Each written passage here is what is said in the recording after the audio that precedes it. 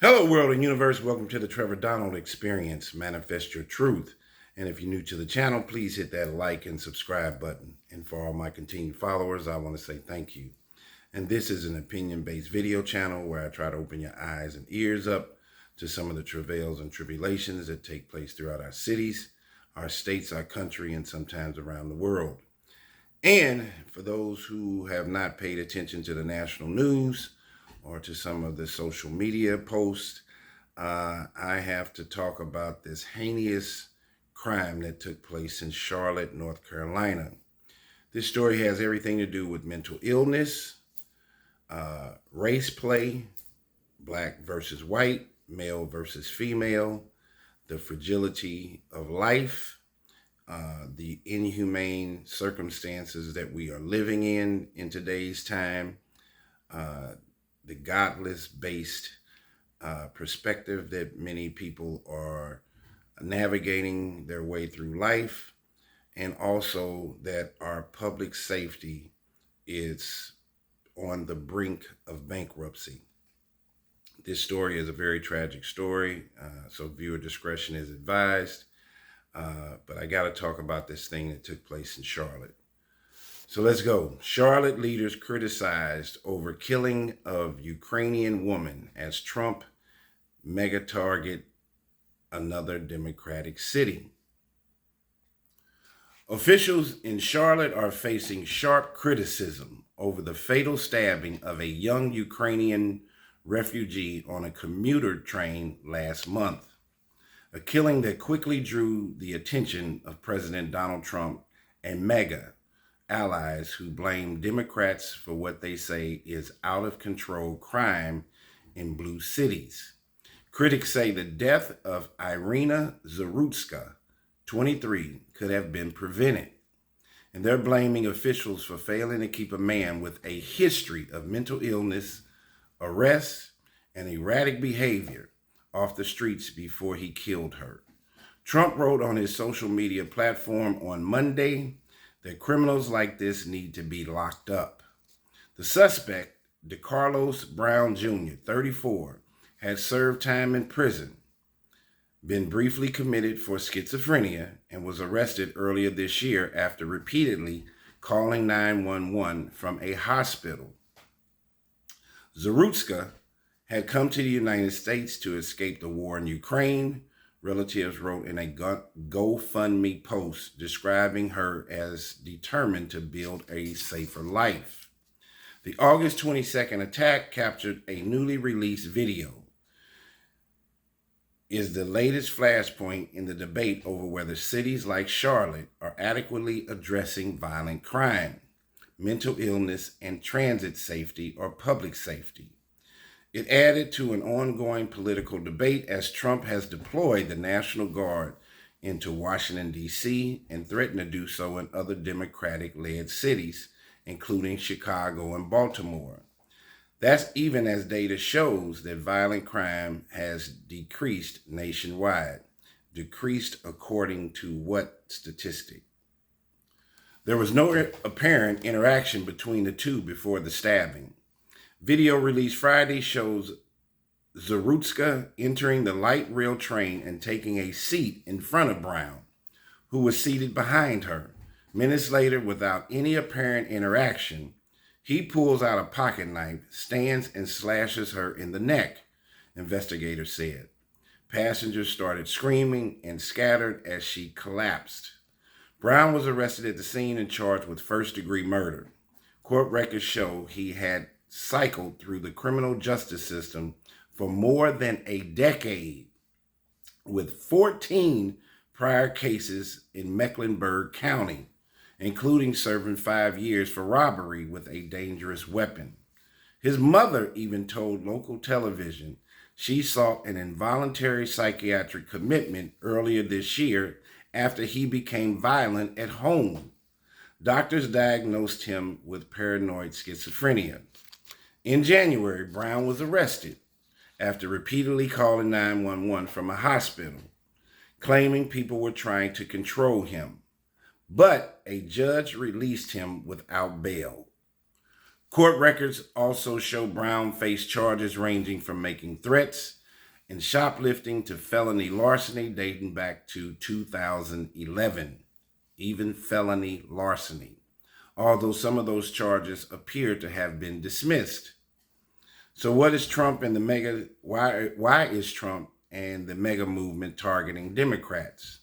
The stabbing has sparked anger among allies of Trump and figures in his Make America Great Again movement.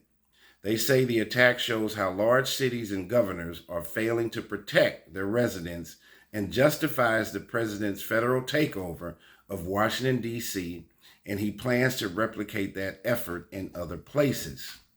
In a speech at the Museum of the Bible in Washington on Monday, President Trump sent his love to Zarutska's family and said the video of the attack was not really watchable because it was so horrible.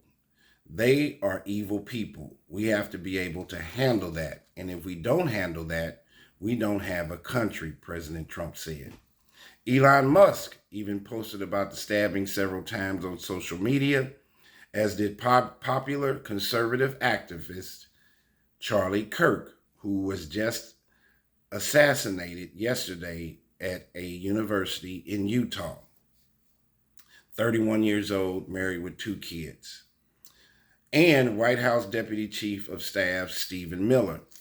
Other Republicans are also using the homicide to criticize Democratic initiatives aimed at tackling discrimination within law enforcement and criminal justice systems.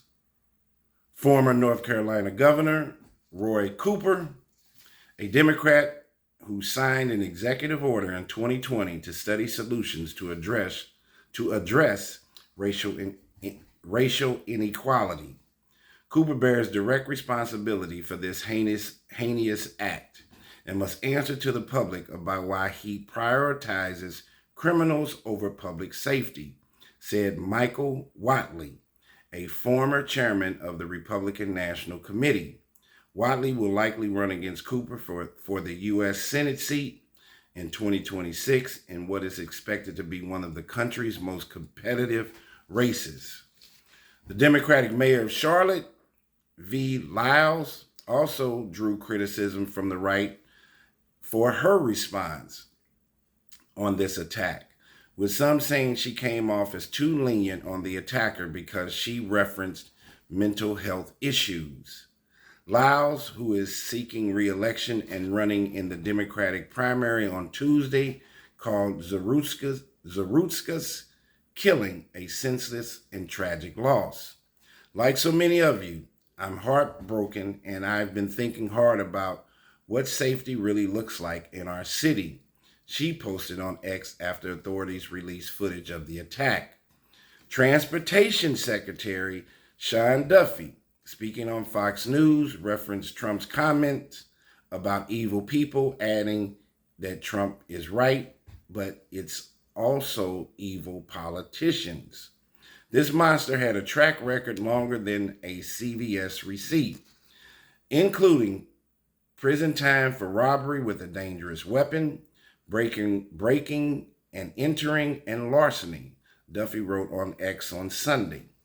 By failing to properly punish him, Charlotte failed Irina Zarutska and North Carolinians.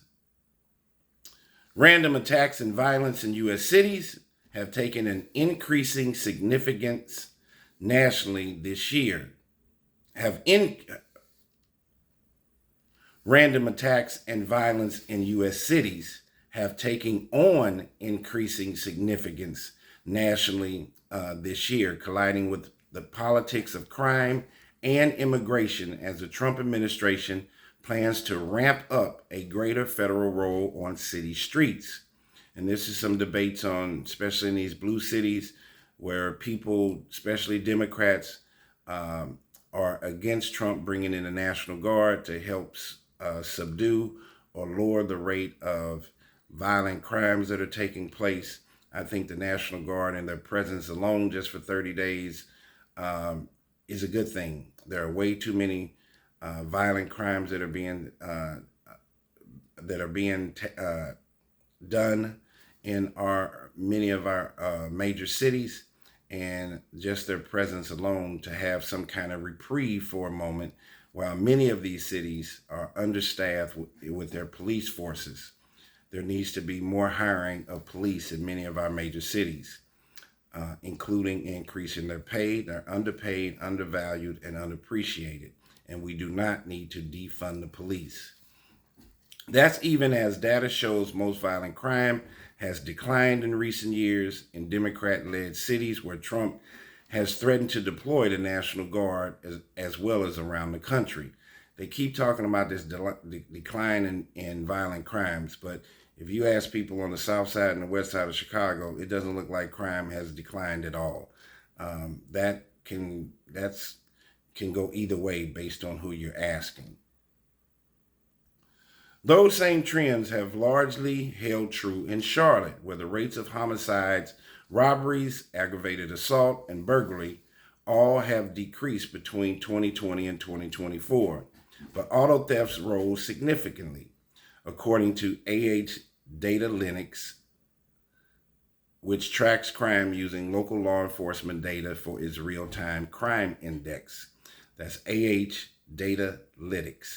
In 2024, though homicides in Charlotte did spike by nearly 20% over the previous year, but that number has dropped again during the first 6 months of this year, according to the data.